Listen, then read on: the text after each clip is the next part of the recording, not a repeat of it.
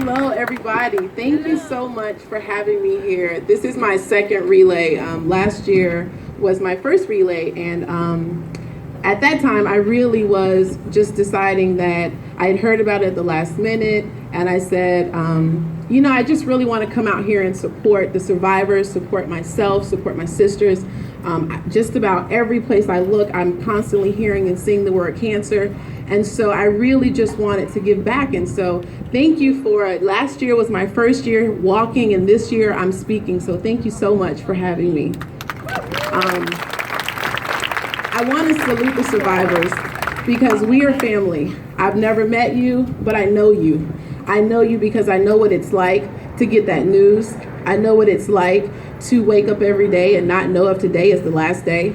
I know what it's like to be a daughter, a mother, a child, a friend, someone who says that I know I'm on the clock, but every day I think I'm at 2 o'clock until someone tells me I'm at 11:59. And so I know that feeling. So I salute each and every one of you because you're here and we made it and we are continuously fighting. And so I salute you guys for the fight that you have. And each of your stories reminds me of the fact that we all have a purpose and we all have a reason and we all don't just have a second chance, but it's another chance and another chance. So I just want to salute you guys. And at the same time, tell you a story. A few years back, I walked into a room and I met a woman. And when I met that woman, she was completely distraught. She was upset. I could tell she was upset. She was crying. Her eyes were puffy. She was screaming and she fell to the floor. And I really didn't know what to say. And so I didn't know because when you're shocked, you're shocked. And so I was just looking at this woman and I was frozen and she was crying out and she was going on. And so I just began to do the only thing that I knew how to do, and I began to encourage her. I began to say that greater is he that is in you than anything else that is in the world. I began to tell her, you can do it because you can do all things. I began to say to her that you have the strength, and so just do what you have to do. And the more that I began to encourage this woman, she began to get up and she dried her eyes and she said, you know what, I can do it.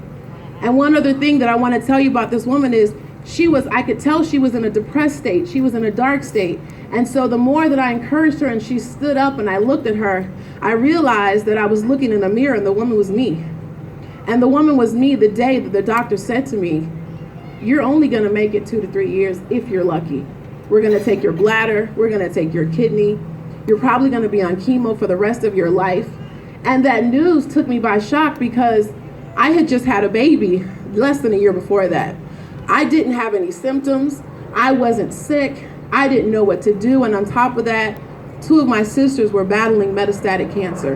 And when they told me that I had cancer, they said, well, you're so young and we don't know, because when I found out, I was just in the conversation with the doctor about something else.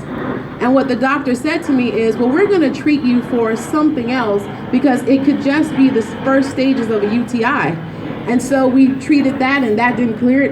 And so then I went back again and the doctor said, well, maybe we just need to give you a different medication. And so finally, because I was persistent, because I said, you don't get something from nothing. And so that's when the doctor said, well, we can go in with the camera. And that's when they found those 17 tumors.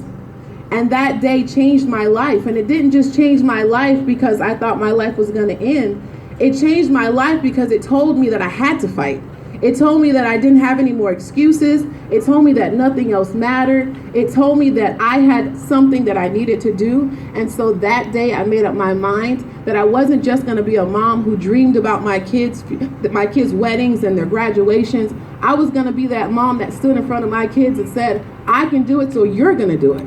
I wanted to be that wife that says, I'm going to stand here, we said, till death do us part, and you're not going to get me away that easy. And so I decided that I was going to fight and I was going to do what I needed to do. And so I said, I'm not just going to let the chemo be it. I encouraged myself. I pushed myself. They tried to put me on depression medicine. I never took it one time. I told them, I'm not going to let this beat me. I'm going to beat it. Cancer doesn't care. It didn't care who I was. It didn't care that I had never decided that I was going to die this way. It didn't care how old I was. It didn't care what my genealogy was. It didn't care whether I was a female. It didn't care whether I was a mom. It just said, it's your time. And I told cancer, I don't care that you don't care, I care. Because my attitude would determine my altitude. And so I encourage each and every one of you, every day that you get up, Get up and fight. Tell yourself that you can do it. I had a recurrence, so I'm actually a 2-time survivor. But even when I had the recurrence, I said, I will not allow this to beat me.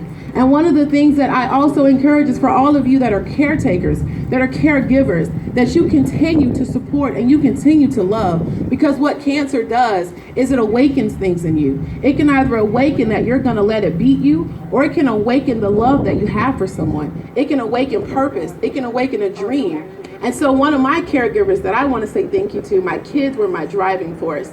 And at the time, I had just had a baby, but my 13-year-old, he's now 13, he used to come home from school every day and he used to say, Mom, don't worry about it.